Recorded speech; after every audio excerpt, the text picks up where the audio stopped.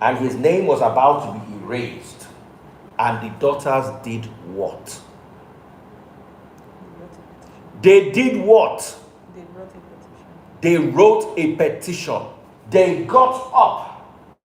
When you look at our Senate, you see a sprinkle of women. I don't want to enter this message, but I did go there. You see a sprinkle of women. There's something painful going on. It's either you accept the pain or you leave.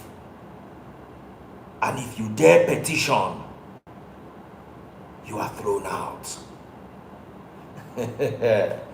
I'm going somewhere.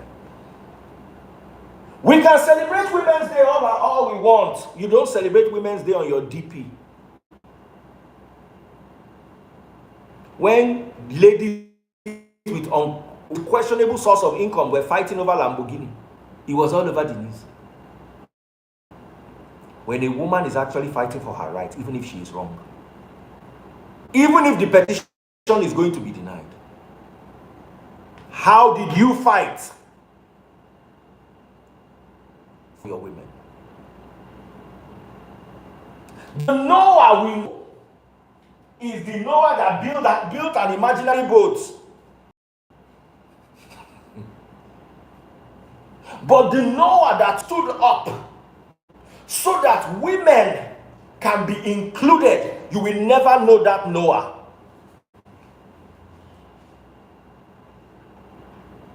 I don't know who it is that I'm speaking to today. The Noah that stood up so you can inherit.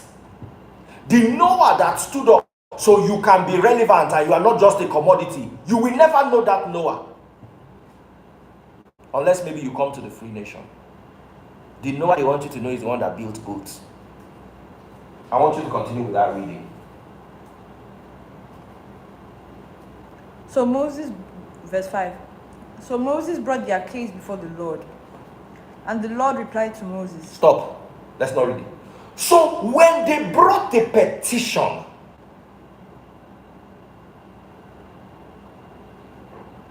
the petition moved Moses. And Moses took their petition and presented it to the Lord.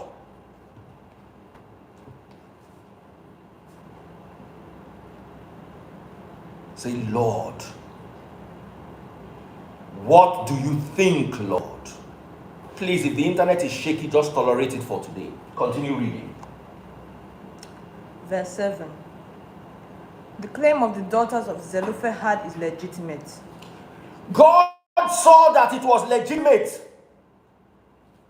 Continue. You must give them a grant of land along with their father's relatives. Assign them the property that would have been given to their father. Because women spoke up in a time when women were not allowed to speak. Because women spoke up, God worked. They did not pray to God. They wrote a petition. The reason why you are not moving forward as a woman is because you are praying instead of getting up to write a petition. They carried the petition to God. But if they never went forward with a petition, even God would not have heard the story. We live too much to the spiritual instead of a healthy mix of physical and spiritual. If they had accepted their faith, where would you be today? Where would you be today? You would have been a commodity. When a man dies, the next king or the next man inherits his wives. Wives were shared. When the king dies, he inherits the old king's wives, adds them to his own. But because somebody spoke up a tiny, feeble voice. A tiny, feeble voice. Things changed. Things happened. I want you to continue reading the Bible. Verse 8. And give the following instructions to the people of Israel. If a man buys and has no son, then give his inheritance to his daughters. Before Noah, I'm not talking about the boat. Before Noah, if a man died and had no sons, his daughters got nothing. Imagine my beautiful daughter. I've taken care of her all her life, sent her to school, fed her, clothed her, and then I buy and she cannot get a portion of my property. How would you feel? Somebody stood up and protested. Somebody stood up and raised a petition. Continue reading. And if he has no daughter, transfer his inheritance to his brothers. Verse 10. And if he has no brothers, give his inheritance to his father's brothers. 11. But if his father has no brothers, give his inheritance to the nearest relative in his clan. This is a legal requirement for the people of Israel, just as the Lord commanded Moses. Now I want you to read the last part and the first part. Let's join them together. The last part starts with "this is," and the first part starts with "one day." So read "one day" up until verse 1 and 2, and then go and end with this. You understand what I need you to do? Yes. We've read the whole chapter, or a big chunk of the chapter, but now we want to start and then want to end it. So you understand how it started and how it ended. Okay. One day, a petition was presented by the daughters of Zelophehad, Mahlah, Noah, Hoglah, Milcah, and Tirzah. Their father, Zelophehad, was a descendant of Hephad, son of Gilead, son of Machir, son of Manasseh, son of Joseph. 2. These women stood before Moses. Louder. They stood before Moses. Moses was the leader of everyone. He was the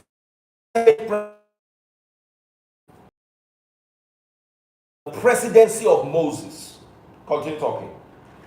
Eleazar the priest. They stood in front of the highest priests. All your Jews were there seated. So the women, Noah and her sisters, went and stood before the Senate president and before the DOs. Continue reading. The tribal leaders. All the Obas and the sultans and the emirs and the obis were present. And the entire community at the entrance of the tabernacle. And then everybody, the whole community was there. When women raised a petition. Now read the end.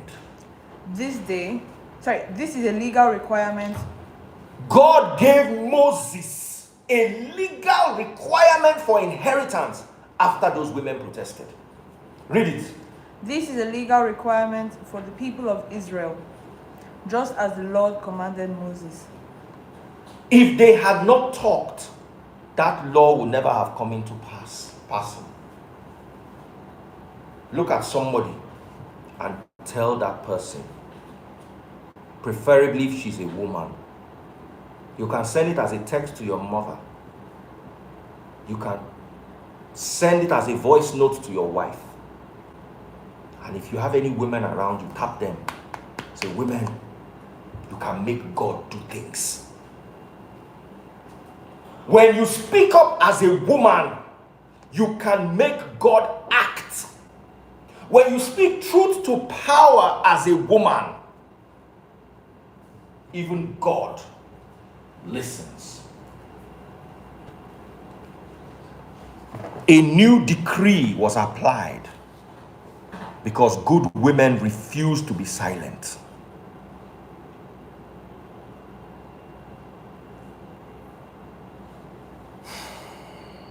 I want us to go a little further.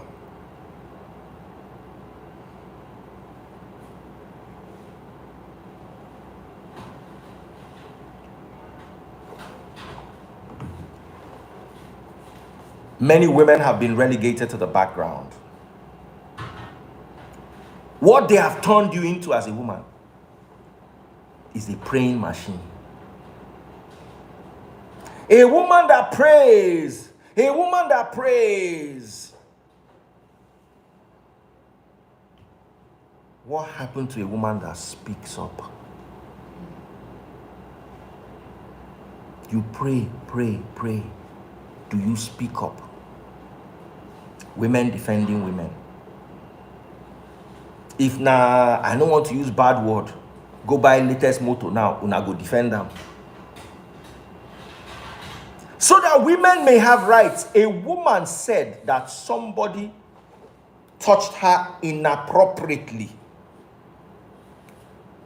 And then the petition was presented to the person that they said touched her inappropriately. And you are sitting down as a woman.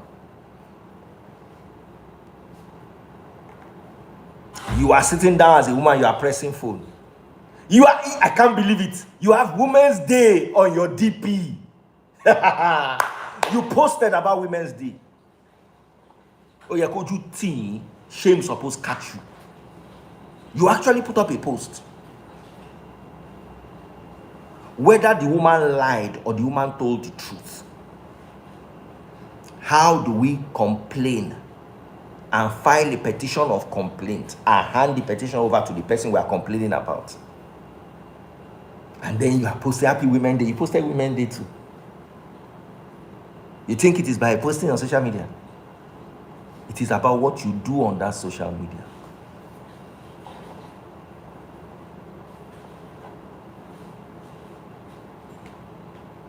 Somebody say women were fighting the wrong war. I swear to God. They've relegated you to the past, to the back. Your focus is on useless things. Have you heard about Rosa Parks? What did you hear about Rosa Parks? The woman that told the challenge racial segregation. She said she was not going to go to the back of the bus. She didn't pray. She acted. You women will continue to be at the back until the day you are ready to speak, and the day you are ready to act, and the day you are ready to wake up. Somebody say women, we no send women. A woman called another woman. They had a conversation on the phone about a man. Then the other woman leaked the conversation. That's how women are helping women.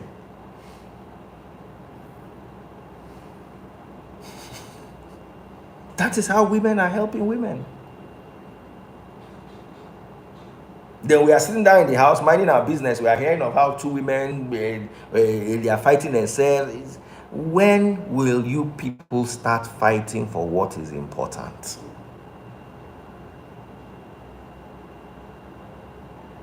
I want us to go a little further. Please go with me.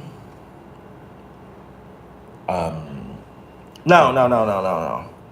The colonial masters and those who use religion as a tool of manipulation understood the power of a woman. You see, sometimes when something is pushed to the back, it means that thing has power. When there is a force applied to hold something in place, it means there's something. Why do you buy insecticide in your house? To buy insects. Why do you have to buy the insects? Because the insects are annoying you, bringing sickness. So when you see that something is being suppressed, it is because there is something that thing is doing that, if unsuppressed, will affect you. Your women have turned to speaking in tongues. Rabobobobobobobo, rebebebebebebe, when they should be speaking petitions, when they should be challenging the status quo.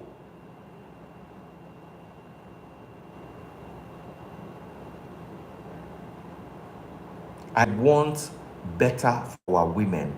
Because our women, I have a set of women that I'm raising, bringing forward to the world.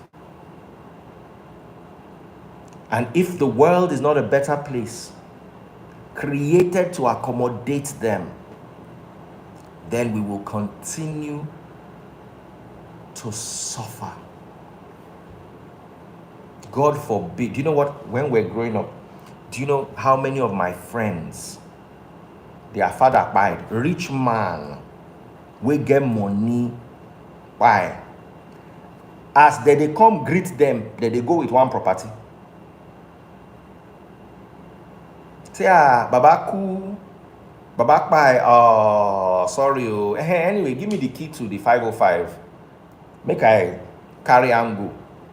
The man had 8 cars. By the time 7 people came to greet them, came to greet the widow, their garage was empty. You are not leaving even one car to take the children to school, or take the wife, maybe leave 2 cars out of 8. You family came and you collected all. Then the woman was now kicked out of this story. If I never hear this story, I don't hear and reach 20. If you grew up in Nigeria, you'll be familiar with this story. If your father were rich and he had useless brothers, or if your father were rich and he did not have a will, even when they had will, that they drag wheel, when you not get will, nothing. I know a family where as soon as the father died, they came, collected all the property, all the houses. We are talking of people that have big house in the village. They have the house they are living in. They have a mansion here. Collect everything, and the woman is homeless with the children. Eko Abiola said it happened to me. Eko Abiola, can I just bring you live for 2 minutes? Just share your story and go. If you can, quick, just share your story and go, so that people know that I'm not making this up. If you can, if you can't, it's okay. God bless you, my sister. How are you doing? Yeah, it happened to me. It happened to me. Where my dad passed, the wife at the time, they just told, they collected because he passed away on diabetic complications. They just told her to pay all his paperwork, which was still in the days. They collected everything my father owned, and till date, we are still in court. His brothers took everything. Can you hear? He was the only son of his mom. He's the only son of his mom, but my grandfather has 5 other wives. So those brothers that took all those things, they are actually from another one. Thank you very much, my sister. Let me not, I know you can't talk too well where you are. God bless you so much. Thank you for sharing that story. Thank you so much, and God bless you. This was what would have happened to Noah and her sisters in the Bible, if not for the fact that they spoke up, and then a new law was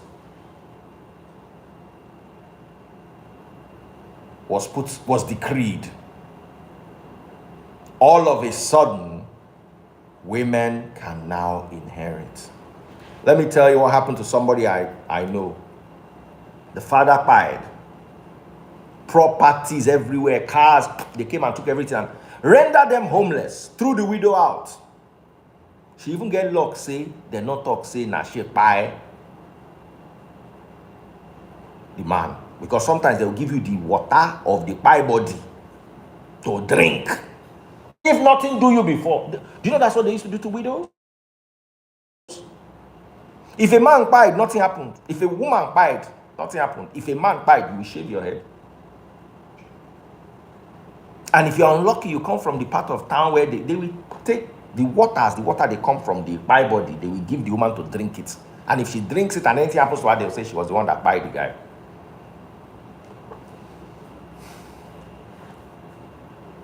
So the widow and her children were thrown out on the streets.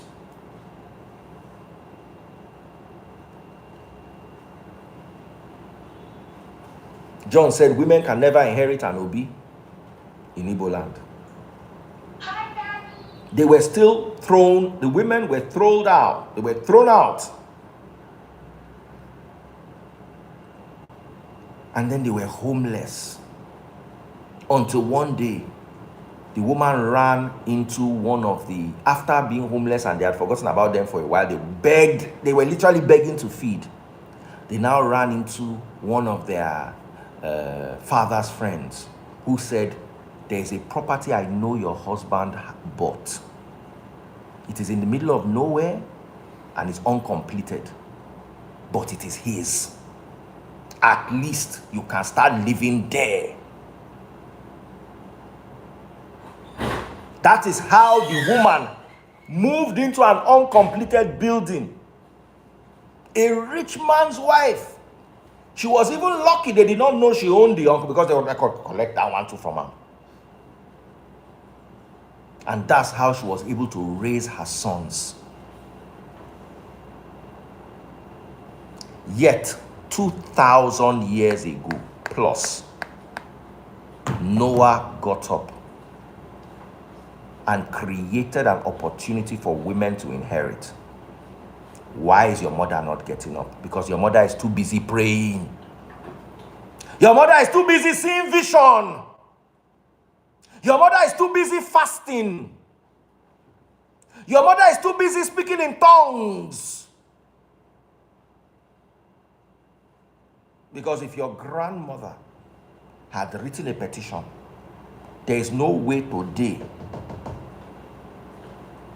you will not be able to inherit. If women could inherit 4,000 years ago in the Bible, why in Nigeria today, 4,000 years later, why can't women inherit in some parts? Because they have relegated us to the, sorry, I'm not a woman. Because they have relegated you to the kitchen. They have relegated you to the other room. There's nothing wrong with a woman cooking. My daughters all cook. But I don't look at her from head to toe and say she's a cook. If she cannot cook, that's her business. A woman is not useless because she cannot cook. A woman is not useless because she cannot clean. A woman is useless because she cannot speak. Because there's nothing she's standing for. There's nothing she's living for. 4,000 years ago, the laws in Israel were changed so women could inherit. Till today, women could inherit because of Noah, not the boatman. Noah, the boatman, did not do anything for you. You, woman. Noah and her sisters made other women able to inherit.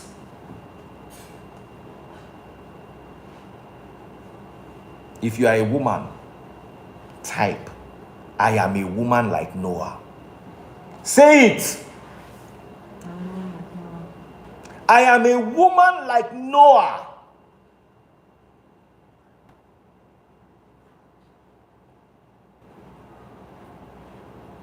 The reason why you are the way you are is because your mother busied herself with fasting and praying and speaking in tongues and carrying you from one church to the other. Instead of standing up where she was supposed to stand up. Instead of speaking out where she was supposed to speak out. Instead of writing a petition. When you accept your relegation, you become your relegation. When you accept your relegation as a woman, you become it. You become. Have you ever seen a square watermelon before? In China, they grow watermelons inside square cans. So as the watermelon is growing, it forms, before you know it becomes, you can Google it, square watermelon or rectangular watermelon. Once you are put in a cage, you take the shape of that cage.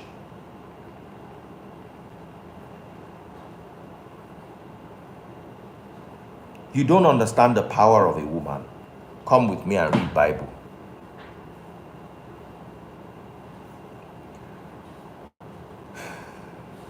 John chapter 20. You've seen the watermelon? Show me.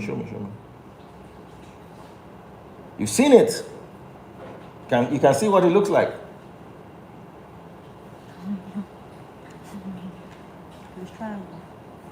John chapter 20,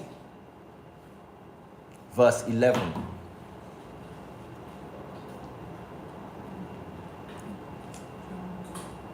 John chapter 20, we're reading from verse 11. NLT. Mary was standing outside the tomb crying, and as she wept, she stooped and looked in. Verse 12. She saw two white-robed angels, one sitting at the head and the other sitting at the foot of the place where the body of Yahushua had been lying. 13. Dear woman, why are you crying? The angels asked. Because they have taken away my Lord, she replied, and I don't know where they have put him. Verse 14. She turned to leave and saw someone standing there. It was Yahushua, but she didn't recognize him. 15. Dear woman, why are you crying? Yahushua asked. Who are you looking for? She thought he was a gardener. Sir, she said, if you have taken him away, tell me where you have put him, and I will go and get him. Mary, Yahushua said. She turned to him and cried out, Rabboni, which is Hebrew for teacher. 17. Don't cling to me, Yahushua said, for I haven't yet ascended to my Father. But go find my brothers and tell them, I am ascending to my Father and your Father, to my God and your God. 18. Mary Magdalene found the disciples and told them, I have... So let's work with all this information that we've given. Go back to verse 11. Just read verse 11. Mary was standing outside the tomb. She went to the tomb. The disciples were somewhere mourning. The woman got up and went to the tomb. Not only did she go to the tomb, what did she do next? She was crying. Then what did she do next? She stooped and looked in. She looked inside the tomb. Her tears did not block her vision.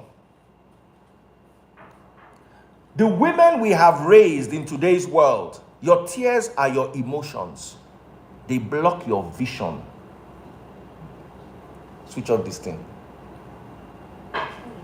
Switch it off. Quickly. YouTube is on now, thankfully. Yes. It's making me shout. At least this place is a bit cool now. She peeped inside.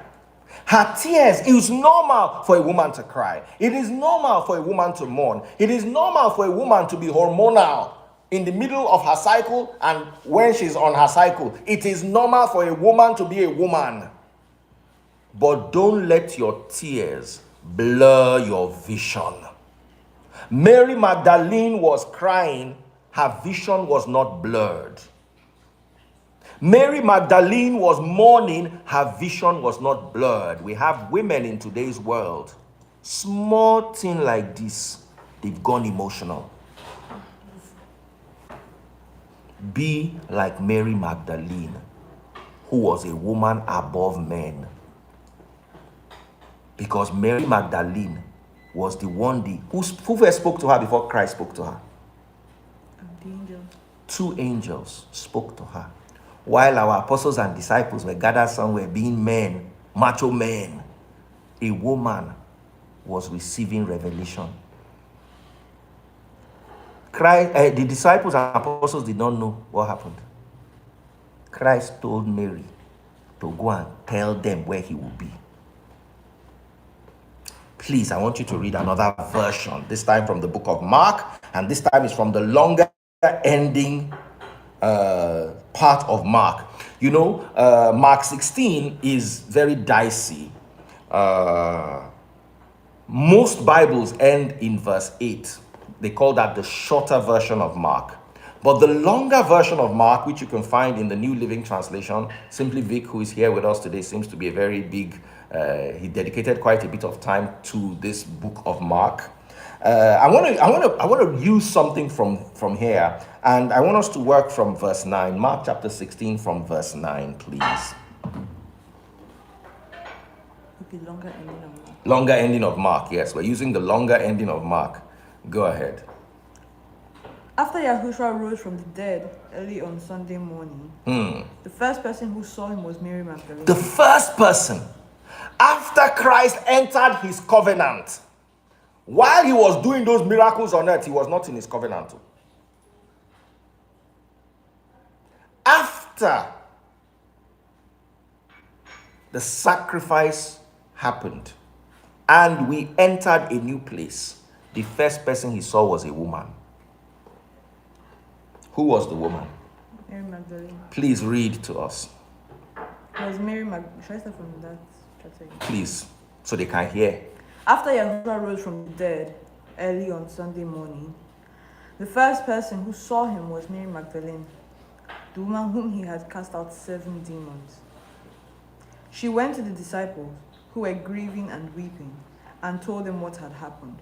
A woman, her tears did not block her vision. Her tears did not block her vision, but the men's tears blocked their vision. The men's tears blocked their vision. The men were crying and grieving.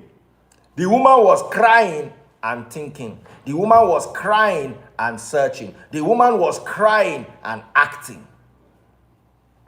Be like Mary Magdalene, superior to apostles and disciples, because her emotions did not becloud her judgment.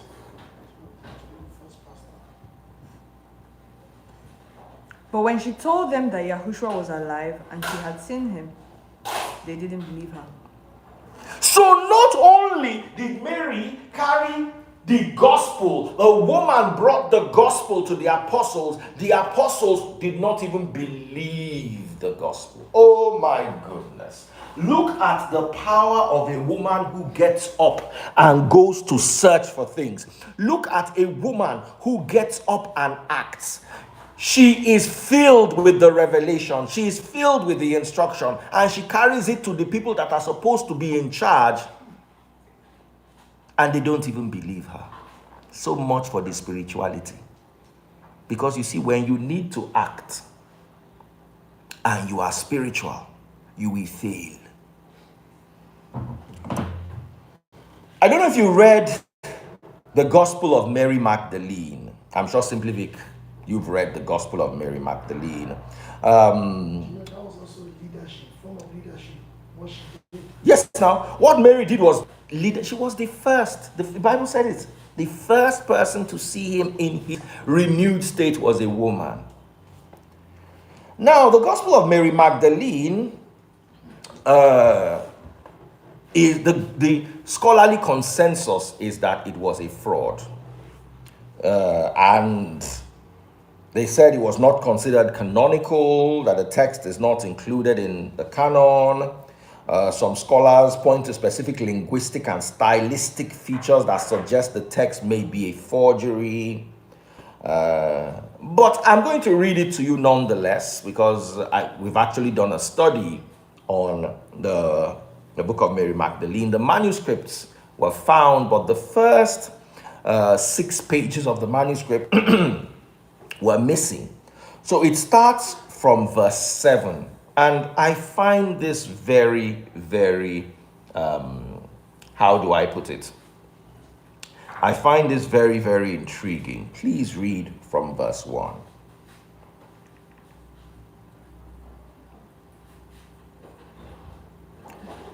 From verse 1.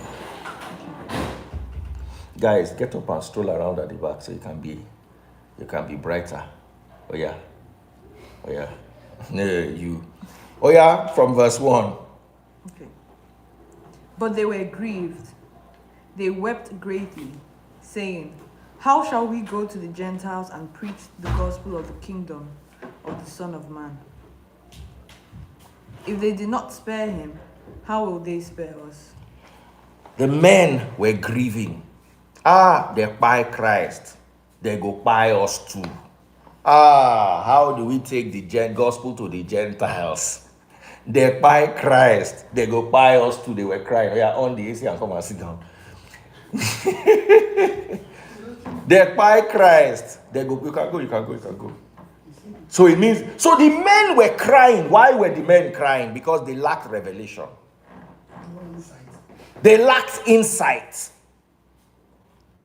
Continue reading, Amarachi. Then Mary stood up, greeted them all, and said to her brethren, "Do not weep and do not grieve, nor be irresolute. For his grace will be entirely with you and will protect you." The men were afraid of going to preach the message to the Gentiles. What did Mary say? His grace is sufficient for you. Do not be irresolute. Do not weep. Do not grieve. Verse 3. But rather, let us praise his greatness, for he has prepared us and made us into men. This, as far as I'm concerned, in the whole of the Gospel of Mary Magdalene, this line is the most powerful line. He has made us into men.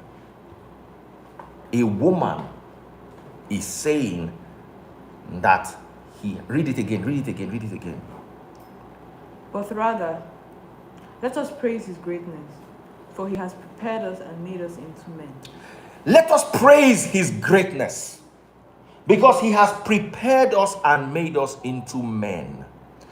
When women understand what they are, they become men. When a woman understands her purpose, because she has now become a leader of men. When Noah went to Moses with her sisters, they became men. We're not having that conversation again today. They became men. I seized this phone, so I said if he was a good boy, we'll have a conversation. So Noah and her sisters were able to do what only men. What was the story? Remember the story? Her father had no sons, so they were about to take everything the father owned away from her. But when a woman understood her purpose, she became like a man and was able to inherit a good portion. Her father, remember, her father was firstborn, and there's always a special portion for the firstborn.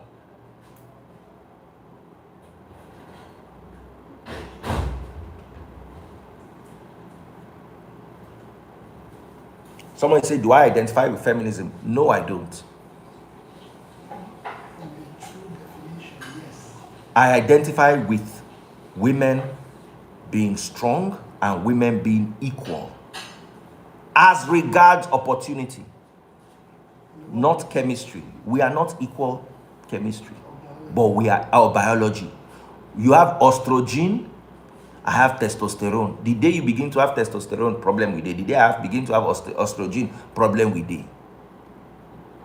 But whether I have estrogen or testosterone, I should be able to have the same opportunity as she does. And she should be able to have the same opportunity as I do. If that's what people call feminism, then I identify with it. But if feminism is anything else, I don't. I want us to go a little further. Please continue reading. When Mary said this, she turned their hearts to the good, and they began to discuss the words of the Savior. Before they were weeping, they were crying. But a woman with a vision came, and their tears were wiped away, and they started planning. When a woman with a vision enters a situation, she changes the narrative. I want to ask you, when you became somebody's girlfriend, when you became somebody's daughter, when you became somebody's mother, When you became somebody's wife, did you change the narrative? You came there and you met them crying.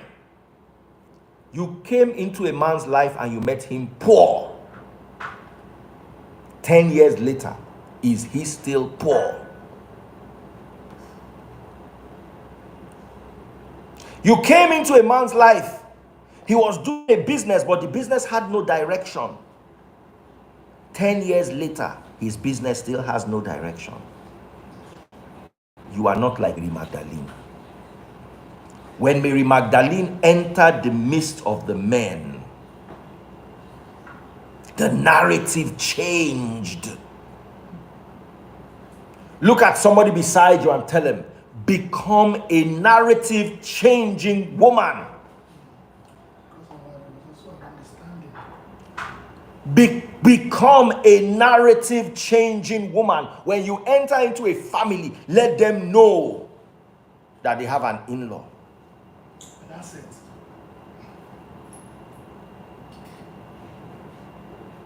I've been married twice. I know the difference that taste buds made in my family. Continue reading. Peter said to Mary, "Sister, we know that the Savior loved you more than the rest of women." Verse 6. Tell us the words of the Savior which you remember, which you know, but we do not, nor have we heard them. Tell us the words of the Savior which you remember, which you know, but we don't know.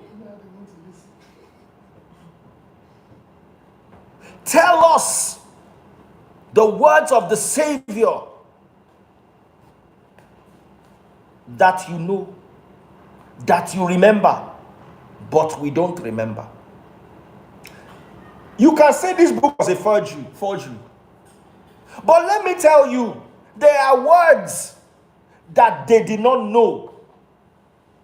If only the only encounter I want to use is the day Mary was at the tomb. What was written is not every single thing Christ said.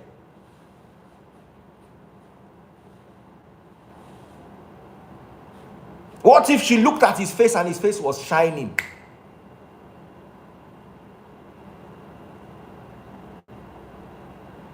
What if he said something with his body language? What if Mary forgot, but when Peter asked her, she remembered, because she's a woman of revelation. In the Free Nation, there are 3 things we pray for. Remind me, please. Revelation. Instruction. Go back to your place. Revelation. Knowledge. 3 most important things. Revelation, instruction, and direction. Now, when Mary met Christ at the tomb, did he give her a revelation? Did she have a revelation? Yes. She had a revelation. And instruction. And she had an instruction. Yes. Did she have a direction from him?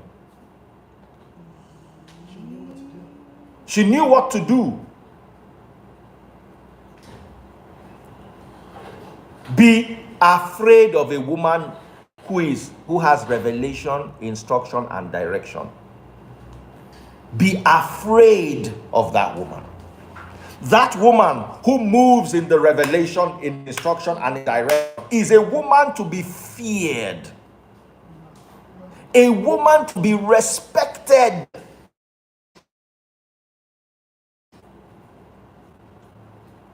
Not mumu revelation, not mumu instruction, not mumu direction. A woman who has given herself knowledge. She knew more than the apostles. Let's talk a little bit about knowledge. Amarachi, please go with me to the book of Luke chapter 10. And I want you to read. Are you in Luke chapter 10 already? Yes. I want you to read from verse 38. As Yahushua and the disciples continued on their way to Jerusalem, They came to a certain village where a woman named Martha Louder. welcomed them into her home. 39. Her sister Mary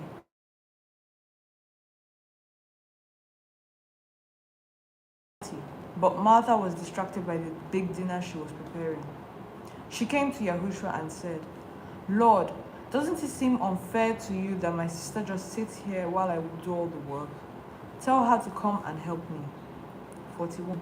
But the Lord said to her, My dear Martha, you are worried and upset over all these details.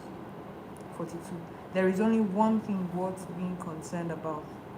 Mary has discovered it, and it will not be taken away from her.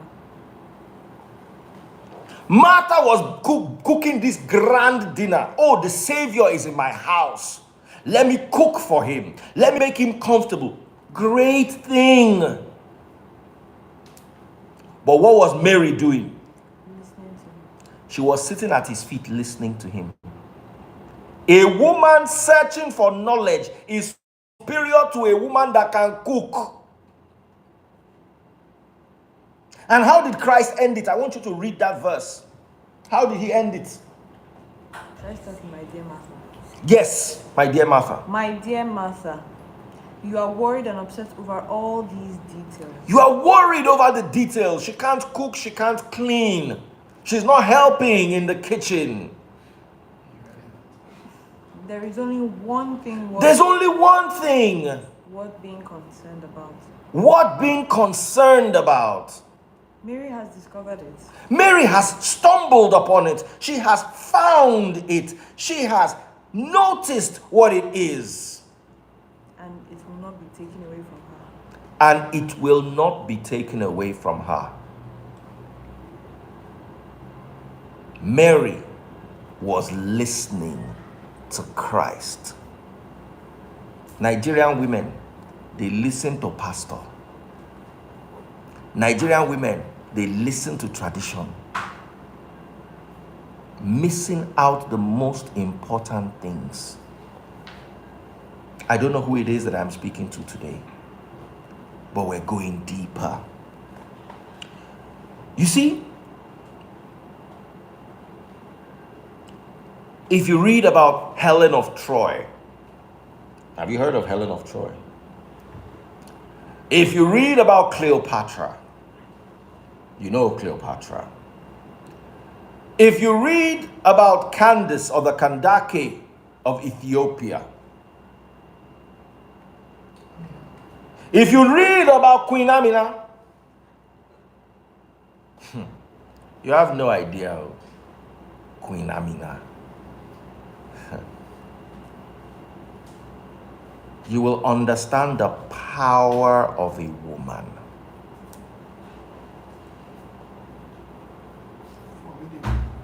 A formidable woman. Somebody was joking about that plane that flipped upside down. Said, no, I'm not saying women cannot fly. Oh. They were doing pretty well when the plane was flying in the air. They did a great job. The only problem is that women can't drive. So the problem started when the plane landed and she had to drive. That's where the problem started. As long as they were in the air, they did a great job.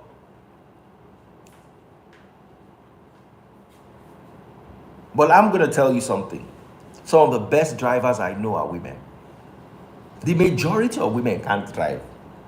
But some really good drivers are women.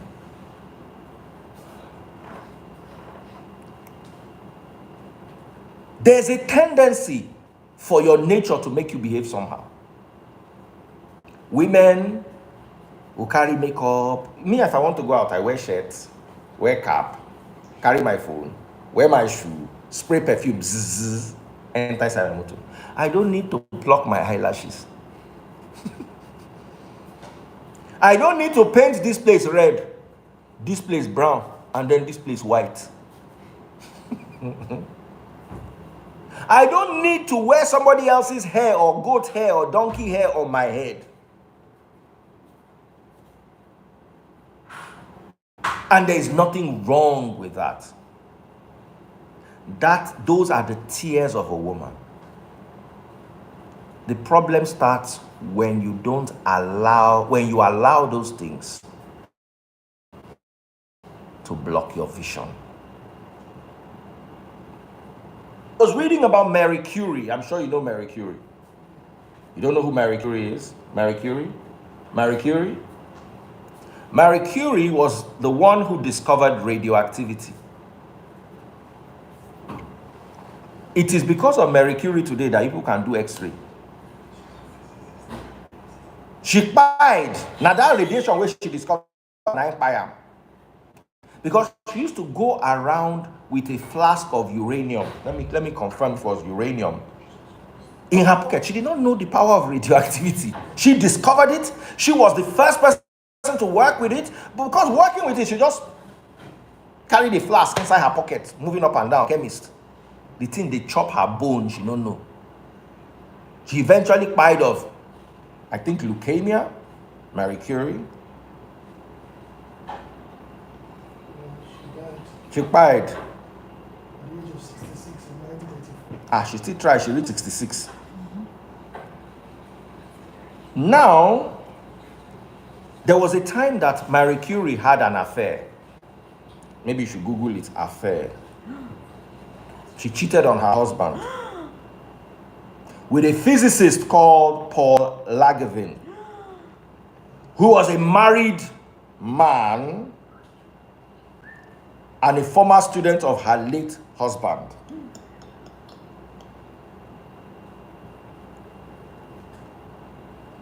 And it led to intense media scrutiny and negative press, and even jeopardizing her Nobel Prize in chemistry.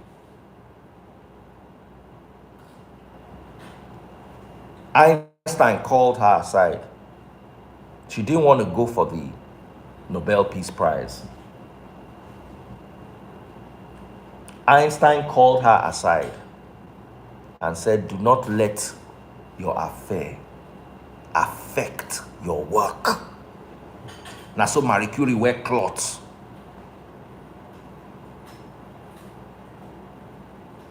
A woman of substance. See the people she's surrounded with. She had Nobel Peace Prize for physics and chemistry. Thank you. When you know you are special when Einstein gives you advice. Einstein, where would they read about inside book?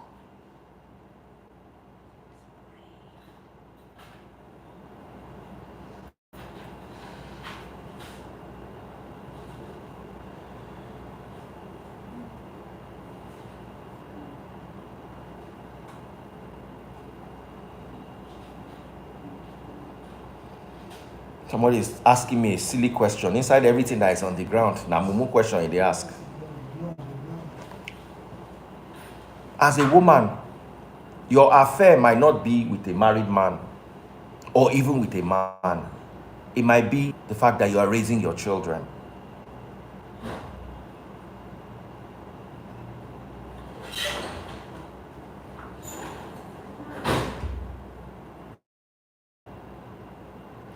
Do not allow it to affect your work. The work Marie Curie put into physics and chemistry, many of us are benefiting from it today. My question to you is, woman, what effort are you putting into your work? What are you standing for? They say he who stands for nothing will fall for everything.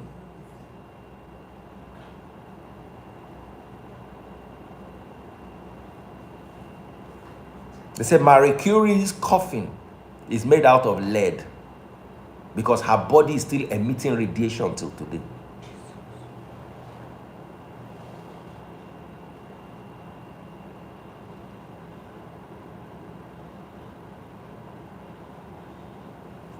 I want to speak to you today about women. not your mothers. Yes, they struggled. Yes, they did all they did. But they didn't change the world. That is why in 2025, a woman can still complain of benching harassment. I'm talking about those who stood up for something. Those who saw inequality as a problem. I'm not talking about the women who raised their daughters to accept inequality. I'm talking today to the women who raised their daughters, telling them that when it comes to opportunities, you are equal to a man.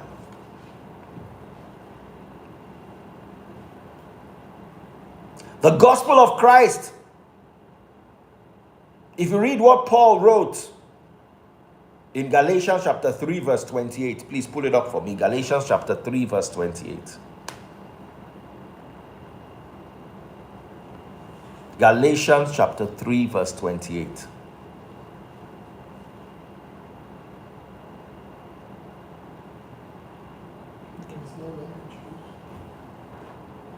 Go ahead.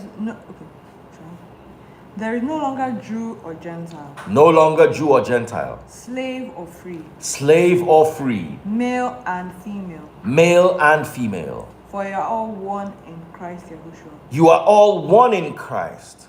And now that you belong to Christ, you are the true children of Abraham.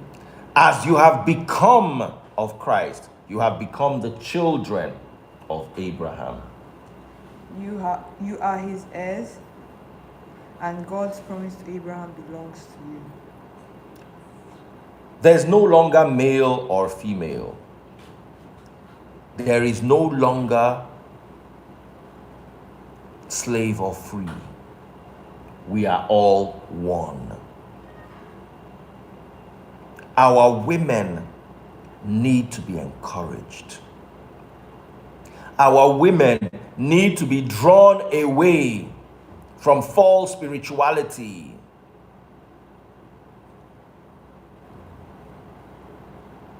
I was teaching something during prayer meeting yesterday. One of the first signs that you are walking with God is your prayer stop getting answered. That's the first sign. If your prayers are answered, you are not walking with God. When you are walking with God, you will be walking inside prayers that you did not know are prayers but are answered, but you will not know until 5 years from now that, oh my goodness. So that guy's house I went to that time was all ordained by God for me to be where I am today. Because the problem of godless people is very little things are very important to them.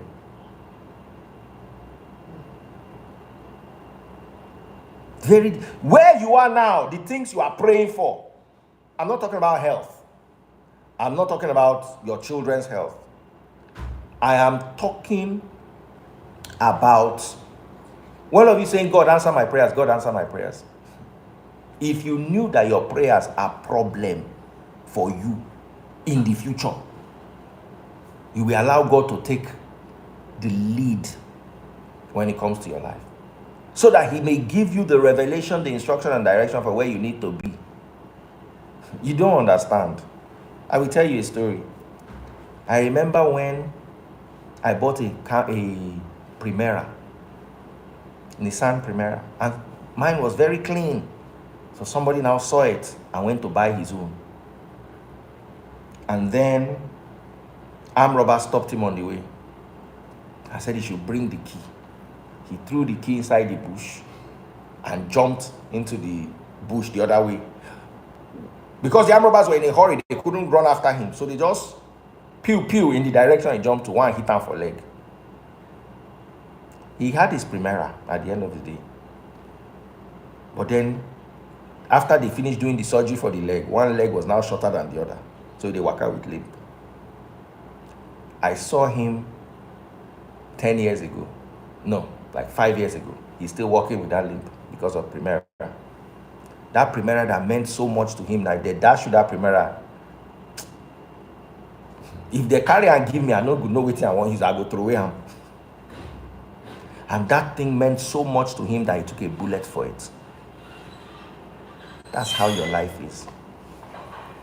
Those things that matter so much to you now, when your future begins to unfold, you will begin to realize that they are useless and unimportant. They are very important to you now.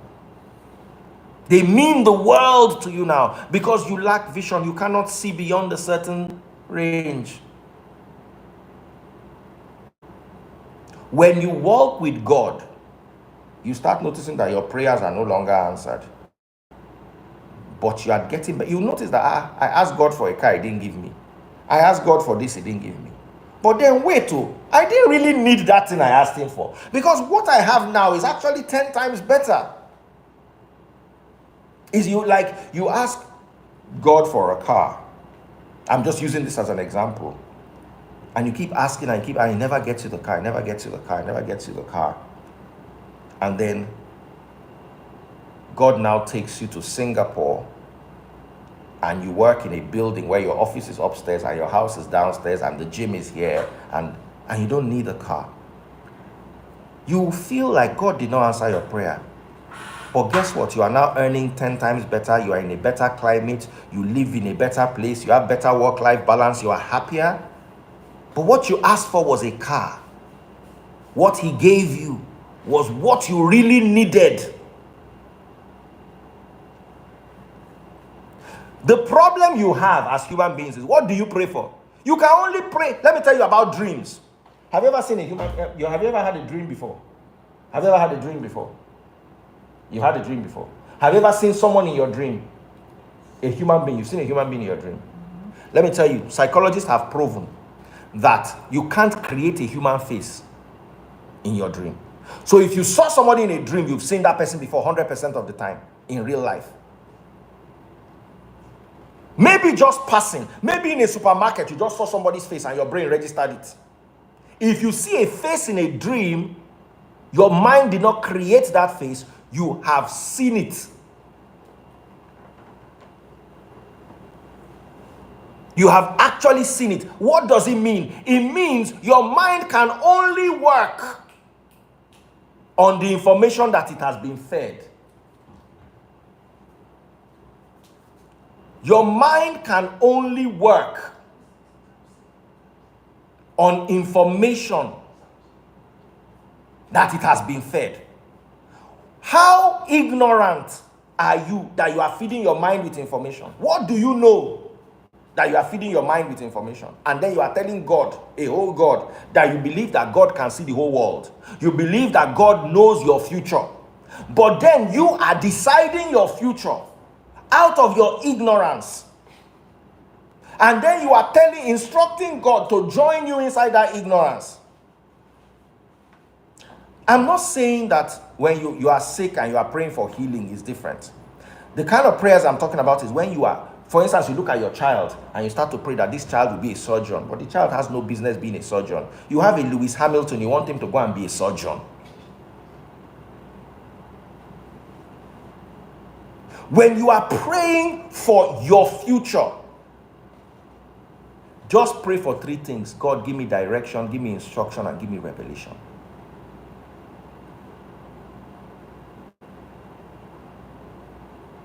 Now, you are tapping into the energy. You see, when you are praying by yourself and asking for what you think you need, you are tapping into the mind energy of your very finite mind.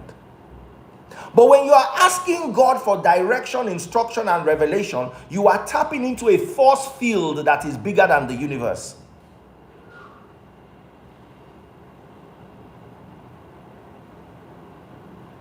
So, the moment you move from your finite mind to the infinite universe, you will notice that a few of, or many of, or a lot of the things you are praying for with your small brain, you are not going to get them. But then you are moving to a place where you are not going to need them.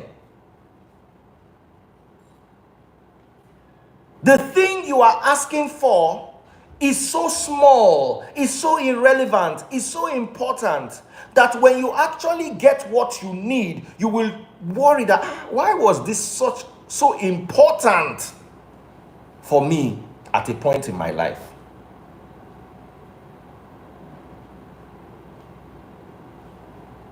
Why was this so much of a bother? When you get into that place, I'll tell you a story of what happened to my mom. My mom, at a point in time, had some, she was about to start having some kidney issues at a point. So we're worried. That's how one day there was a scorpion. It ran across her floor. My mom used to use her leg to kill cockroach. And we always used to tell her that, Mommy, stop doing this, stop using your leg to kill cockroach. My mama see cockroach run, my mama go match him. Now so mama see the thing run, she thinks it's a cockroach. Now she match him, now the thing give him. My mother called me on the phone yelling. My sister was there, the two of them were yelling. They carried her, rushed her to my father's hospital. My father gave her what they normally give people that scorpions bite.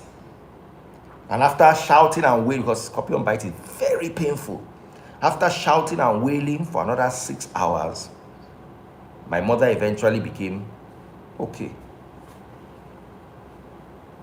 She now noticed that she was feeling well. She went to do her kidney test a week later. Everything was perfect. Nothing, like there was nothing wrong with her in the beginning. How did we go from a point where we're almost considering dialysis, and the only thing that happened in between was the scorpion sting and the injection my father gave her to combat the scorpion sting? Between the scorpion sting and the injection, or the combination of the scorpion sting and the injection, my mother was healed.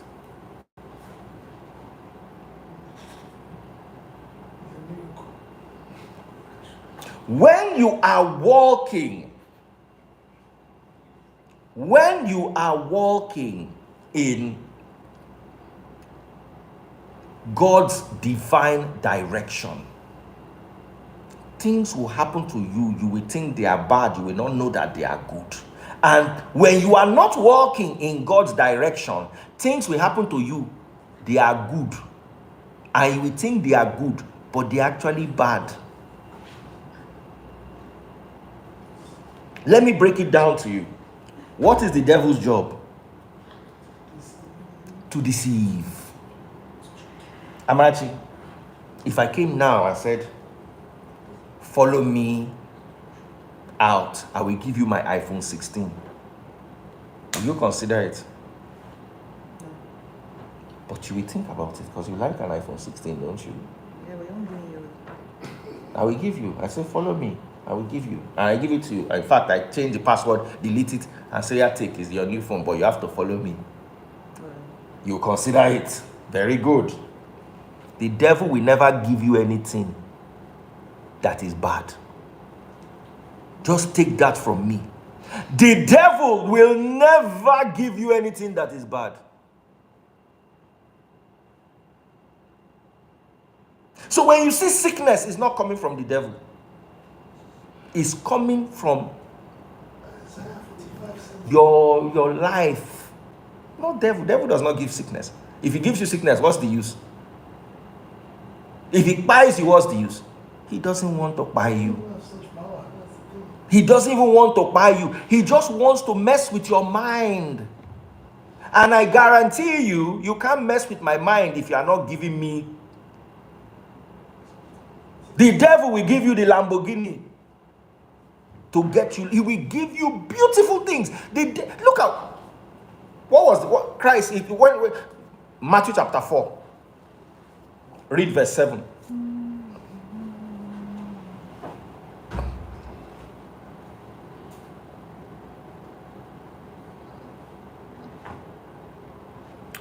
Yahushua responded, "The scriptures also say, you must not test the Lord your God." Verse 8. Next, the devil. Can I say that? Next, the devil took him to the peak of a very high mountain and showed him all the kingdoms of the world. All the kingdoms of the world. And their glory. And their glory. I will give it all to you. I will give it all to you. He said, if you kneel down and worship me. If you kneel down and worship me, I will give you all the kingdoms. Even Christ was tempted. Even Christ was tempted. I will give you all the kingdoms. If he wasn't tempted, they would not call it a temptation. Abi? Temptation is a two-way street. The tempter and the temptee. Why didn't the devil come and say, you, I will give you sickness? Why didn't he call Christ and say, you, I will appear to you and scare you? Yeah. He came and put an offer on the table. I will give you the kingdoms. I will give you Lamborghini. So when your material prayers are answered, be careful of who is answering them. Because one guy promised even the Son of God that he will give him kingdom. So if that one guy wants to mess with you, what is Lamborghini?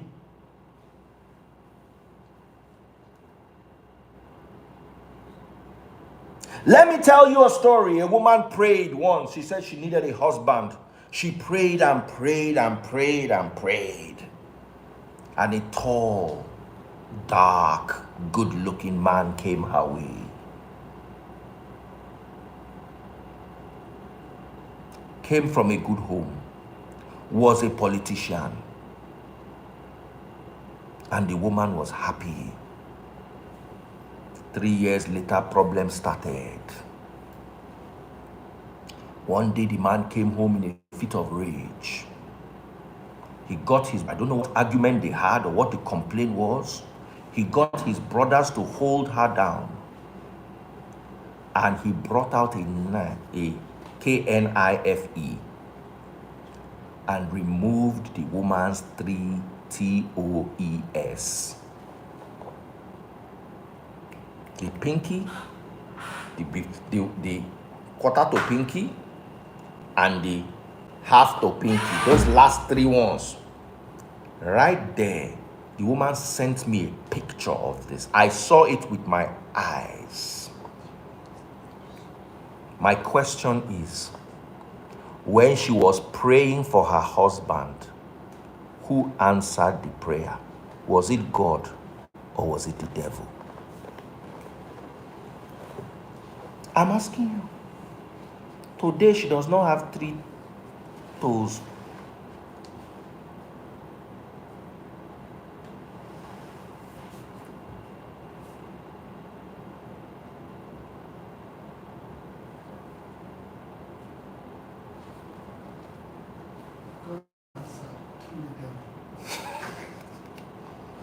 That time she was dancing and giving testimony on her wedding day. Who answered that prayer?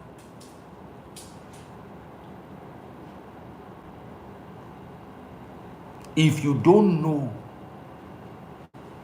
the difference between God and the devil, I preached this last Sunday, but you miss it. You see, when you allow God, you just think things. What I think is, I like cars, I like watches, I like this. If I have more money, I will probably get more. But I just ask God to lead me. Because in his leadership, I will walk in his purpose for my life. I will make the right decisions. When you pray to God, God doesn't give you a car.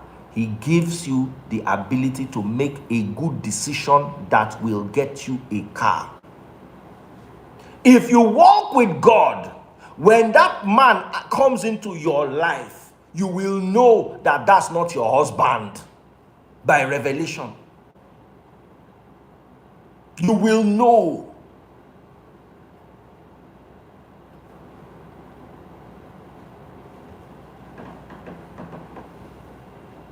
And if you are not ready for marriage yourself, God will not give you a husband. When you have put in the work into yourself, you have developed yourself properly, God will bring to you who is truly yours. But then sometimes that one that it comes to you, you will need to clean him up. He is a rough billionaire in the making, not a billionaire already. You look at him, he doesn't look like a billionaire. He doesn't talk like a billionaire. He didn't go to the school billionaires go to. But he has a purpose. He has drive. You can see that drive. Every day, women who are praying for husbands are walking past their husbands, but they are giving them a second glance because your inner eyes are clouded by your emotions. I said, be like Mary Magdalene, you are arguing. Mary Magdalene was crying but peeping into the cave. You are crying because of your poverty. And another man with another set of poverty is coming to meet you. But because you have no revelation, you have no instruction, you have no direction, you can't see because your emotions have blocked your vision. Then God now sends you a area father that has 2 cars and is doing okay. It now seems like your prayer has been answered. The devil that knew that it was car and money you were looking for, he quickly set you up, knowing that when you enter inside, you will come out at the end of the day. The Lord's Prayer includes, lead us not into temptation and deliver us from the evil one. Lead us not. Why is lead us not into temptation the end of the Lord's Prayer? Because temptation is the work of the devil. And they do. You understand? Let me tell you something. Imagine as Vic is. Let's imagine his spec is model girls that look like models and are yellow. Then one day he meets a girl, he has nothing, they are just talking, and the girl says, can I come and change in your room? And Victor, not having any thoughts, says, yeah, come and change in my room. And then she just drops the cloth and shows him.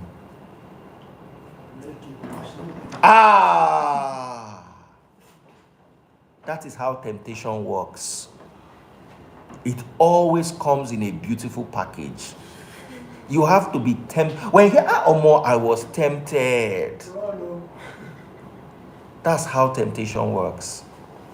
And when you are finite, you see, let me tell you something. When you walk in God's instruction,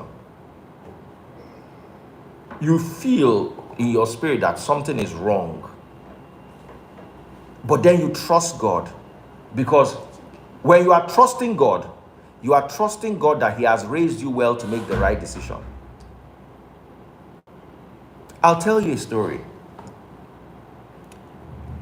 There was a part of my life recently, I was having a bit of financial challenges. That's how one babe called me out of the blues. I've not spoken to me and her quarreled because of her dubious character. I introduced her to some people. She went behind my back and went to collect money from them. You know those kind of funny people. Do you understand? Luckily for me, I told the people that do business with her at your own risk.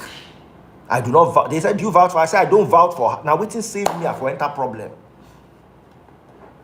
So she just came to me out of the blues at a time when I was having some dips in my finances. And she put a deal in front of me. Said, look, this will earn you $20,000 every month. $20,000 every month is 30 million naira monthly. Sweet. What do I have to do? Very little. I just called taste buds. Me, I don't see I'm saying a temptation, but I just wanted verification. I just called taste buds. I say, how you see this? Taste buds say, this is not the time that I should be getting this kind of temptation. Because she knew what I was going through that period. Said, this is not, no. Why did you pick her call? Why? You are not doing it. I said, I didn't want to do it before, but I just wanted to run it by you. So I told the girl I wasn't interested. She replied me one line. Said, we will talk a year from now. I will show you what you have missed. And I replied one line. I said, I would rather be poor than have money that I will not be able to sleep at night. Person where I don't know in character, if you chop the money for 1 year, they happy, they cool. Make problem come, make cannot come, solve the problem. I remember a story. When I was younger, I was still in the university. So there was a story. I was Daniela's age or a little younger. There was a story of a trailer going with a bag of money. And then, this is in the 90s. And then the bag of money fell. And the trailer had gone like those lonely roads where the motor go don't go 1 hour, no other car they pass. Now one car they pass, see bag. Now they open the bag, they see 3.5 million naira. At that time, dollar was 80 naira to $1. So let me do the mathematics. 3 million divided by 80. That's about $37,000. But now guess what? That time this was like 20 years ago. So you multiply this by like 2 to understand the value today. So let's say times 2 is about $75,000. $75,000 in today's money is about 112 million naira. So this is the equivalent of seeing 112 million naira. So me, I can't argue with people. Everybody, we go take the money, we go take the money. Now I meet my papa. I won't go tempt my papa because I know, say, I won't go look for in trouble. I say, Daddy, if you see this kind of money, you don't go take him. My father kept quiet. And he said something I will never forget. He did not say I will take it. He did not say I will not take it. He said, I pray to God to never find myself in a situation where I have to think of taking or not taking it. That poured water on me. And I just realized and said that prayer. May I never be in a situation where I have to pick. Because that temptation is not easy. So I pray to you. I pray to God on your behalf. That may you never find that money that your spirit cannot handle carrying to the police station. May you never find it. So that it may never work against you. A man bought a couch. And he just noticed that the couch was uncomfortable. So he called his daughter to help him look at the couch. And his daughter brought out like $70,000. Forgotten how much. A lot of money. Don't worry, the phone is not there. The internet will go. So the man started looking for the people that owned the couch before. The man went to the guy that sold the couch. The man said he did not put any money inside. The man went, okay, so where did you get the couch from? I bought it secondhand from these people's family. He went to the family. The family said they did not own that. They too bought the couch from somebody else, but they don't put any money inside. Finally, the man located the family of the original owners of the couch. They said it was their grandfather's own and he died, but he didn't tell them about the money or anything. The man carried the money and gave them. He said, take. This is what was found in the couch. It's not mine. I cannot sleep. It's disturbing me. A typical Nigerian Christian has no conscience. You will chop the money and sleep. Because what you are worshiping is not God, it's the devil. And what is answering your prayers is not God, it's the devil.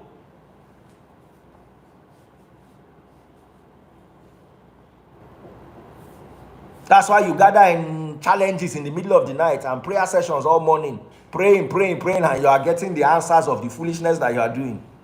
Instead of allowing God to take control of your life, of your thoughts.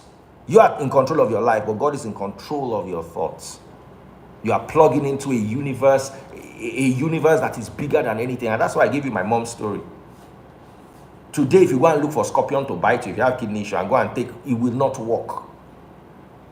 But when you are in tune with the universe itself will guide you. You will be guided. You will take last-minute steps that will favor you, and you will take last-minute steps that will protect you from disaster. Natural Gambit said he was in the news there. The man went to return the money. That is the Christian thing to do. Midnight challenge singers. How many of you will return the money? Sure. How many of you will return the money? The average Nigerian does not have a clue what it means to be a Christian. He doesn't have a clue.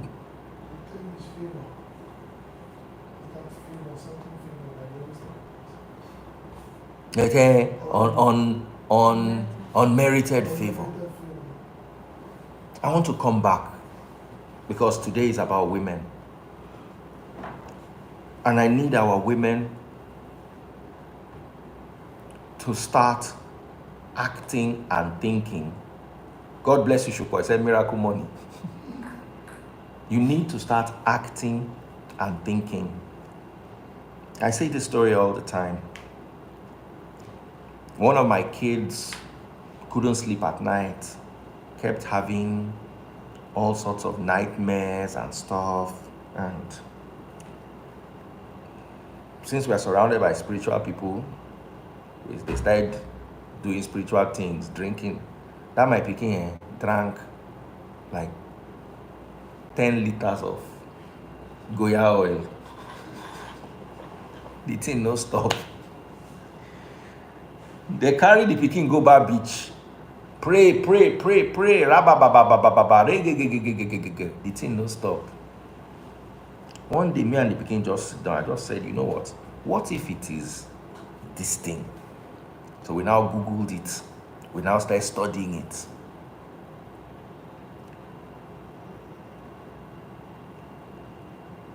And that is how we came to the understanding of what the situation was.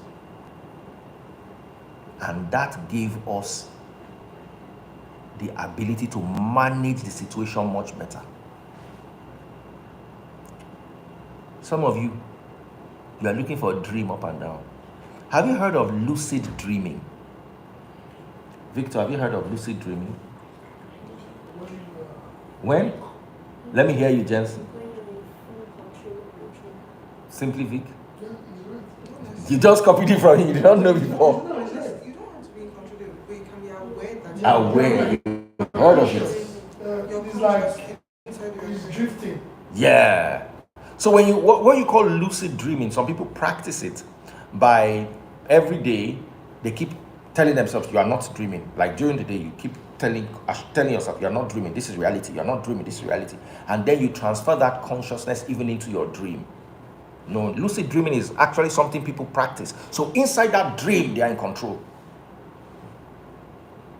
Because I've told you, dream is nothing spiritual. It is your mind trying to explain some things that you don't understand to you, but you are interpreting it as spiritual. Do you know your mind is this? I have CCTV. It's out there. It records 24 hours a day. But guess what? So that it will not just waste all my data, we set it to human, animal, and vehicle. So if a vehicle passes, it will record it. If a rat crosses, it will record it. If Simply Vic enters, it will. I can tell you the exact time you entered the house. All I need to do is go to. No, this is my estate. All I need to do is go here and click on events. Events. So I will show you when Simply Vic entered the house, the exact time. This is exactly how your mind works. Your mind is trained to recognize certain things by you. If you eat snakes, when you see snake, your mind will say, food. And you will run after the snake will see you, knowing the speed that you know, say, this one want chop me, go begin run, go begin chase out.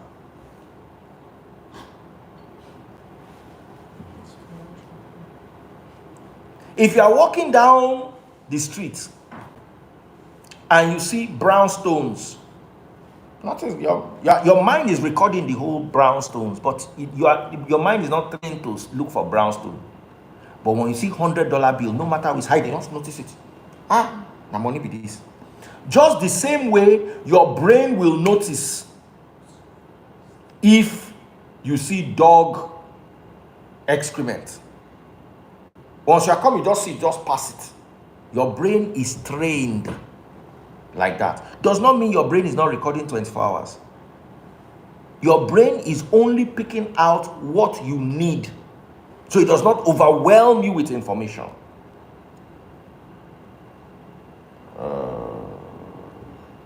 1328 human. So I'm showing you. That's the human being there. Can you see Vic? Can you see Vic's head? I will show you later. So this is a vehicle passing. You understand? You can see. So that's how your mind is trained. Now when you sleep, all those other things that you were seeing, the stones, the mosquitoes, the flies, that are not part of anything important. But guess what? Your brain is seeing the flies. And your brain knows that where there are many flies, person feet don't buy. So your brain is putting together the information and then downloading it into your brain, into your conscious or your subconscious when you are sleeping. Do you realize that sometimes you go and see your mother or a member of your family, and then you notice there's something off about them? You don't notice it, but your mind is trying to tell you. Maybe the woman is jerking, but you're not knowing because you are talking about something else. Then at night, your brain calculates all those things and downloads it into your subconscious as this woman is going to buy. Then you say, oh, I saw a vision that she was going to buy. It is your mind. That's how powerful your mind is.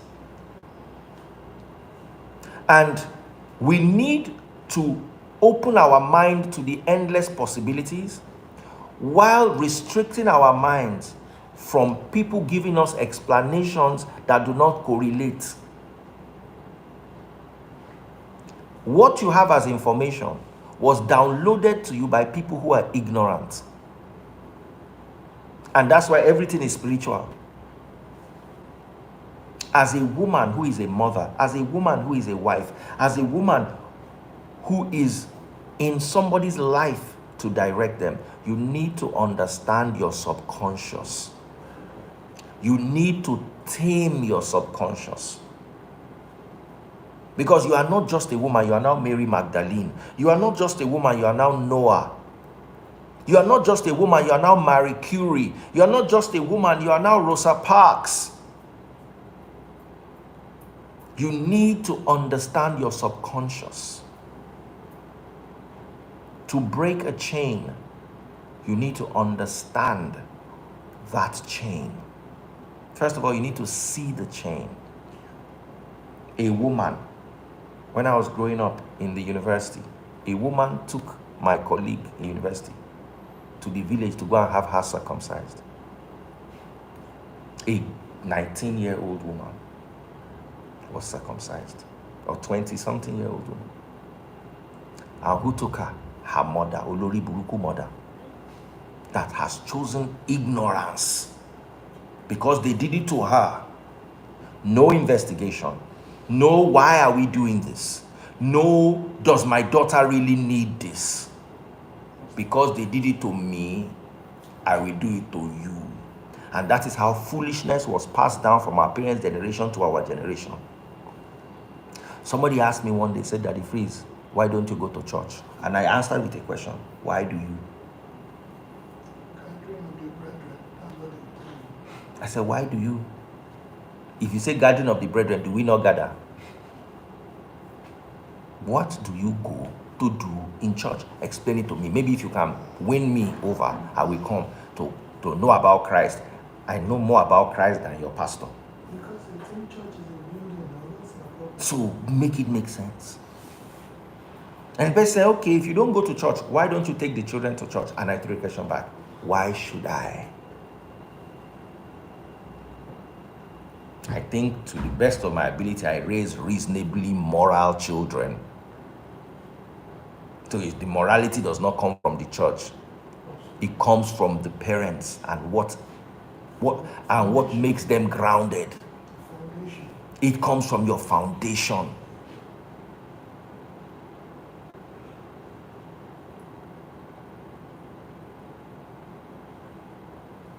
As a woman, here our Women's Day.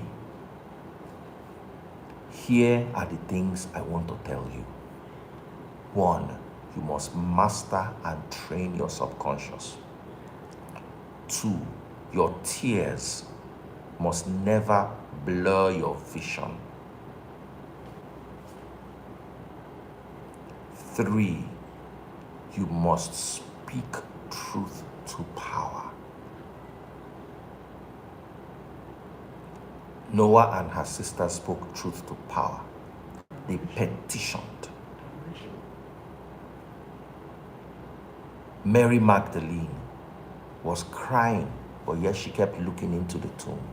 Her tears did not blur or block her vision. As a woman, you have many tears. The fact that you live in this world is already sad. The fact that men are chosen over you is already sad. The fact that in Africa you don't have rights is already sad. You are crying about those things. It's okay to cry. But when they now block your vision, then you have a problem. I hand over this session to you women. If you've learned something, share this with a woman. If all you do for your children as a woman is lead them from one prayer point to the other, while not speaking when you are supposed to speak, and while not being able to look when you are supposed to look, and while not being a woman of knowledge, what was Mary Magdalene known for? She listened while Christ taught. And Martha, her sister, was doing what women do, cooking and cleaning. The world is yours, my daughters, and my son too. The world is yours. Nobody will take what belongs to you. But you're not going to keep quiet and say what belongs to me will come to me. Sometimes you have to stand up and speak. If you want a better world, if you want more rights, if you want a life that is pleasing, it is up to you to create it. It is up to you to make it happen. It is up to you to desire it enough to get it. Let us pray as we end. Heavenly Father, glorious King, we come before you to thank you for your mercies and your kindness upon us. We thank you for our women, our daughters, our mothers, our wives, our sisters. Father, give them direction, O Lord. Fill them with the revelation that Mary Magdalene was filled with. Give them instruction like you instructed Mary Magdalene. Let them be able to stand for something so they don't fall for anything. Let them understand what it takes to be your daughter, oh Lord. Thank you for your grace. That is the undeserving sacrifice of Christ on the cross, so that women may have equality and women may be free. This I ask, O Lord, in Yahushua's name I pray. Amen. Amen. Amen. Somebody said we should include the prayer, their side chick to inside the prayer. All right, guys. God bless you. Share the message if you enjoyed it. And look for, we had quite a turnout on Facebook. We had 240 something people on Facebook, even more than we had on Instagram and YouTube. The network, I understand, was stressing, but it is okay. God bless you all. Take care, guys.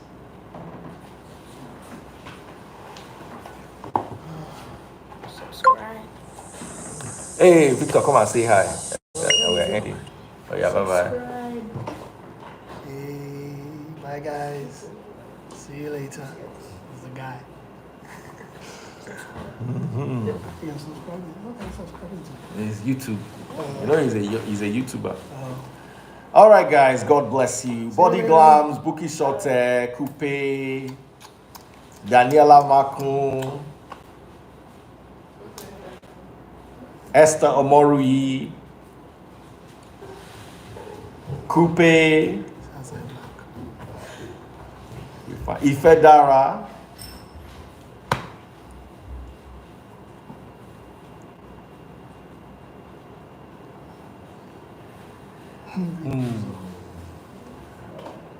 Mm.